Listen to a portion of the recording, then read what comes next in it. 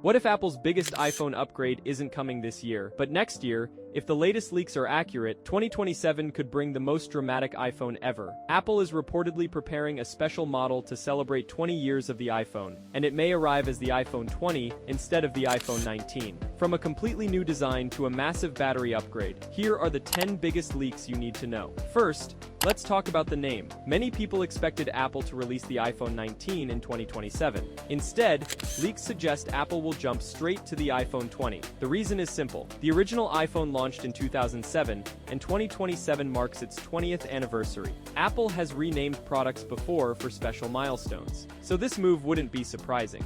The biggest change could be the design reports. Say Apple is working on an almost all-glass iPhone with a display that curves around the edges. The goal is to make the front look like one seamless piece of glass with almost no visible bezels. The third leak says the phone will still come in two sizes. One model is expected to feature a 6.3-inch display, while the larger version could have a 6.9-inch screen. That means users will still have two choices, just like the current Pro lineup. Another exciting upgrade could be hidden under the display. Apple is reportedly testing under-screen Face ID and a hidden front camera. Instead of seeing a camera cut out all the time, everything would stay invisible until you unlock the phone or open the selfie camera. The display itself is also expected to receive major improvements. Leaks suggest Apple is developing an even thinner and more efficient OLED panel with better brightness, smoother refresh rates, and lower power consumption. At the same time, the thinner screen could create extra space inside the phone for a larger battery. Reports claim Apple is working on new silicon-anode battery technology. This would allow the company to pack more power into the same amount of space. Apple may also replace physical buttons with solid-state haptic buttons. Instead of moving when pressed, the buttons would simulate a click using vibration. Performance should also take another big leap.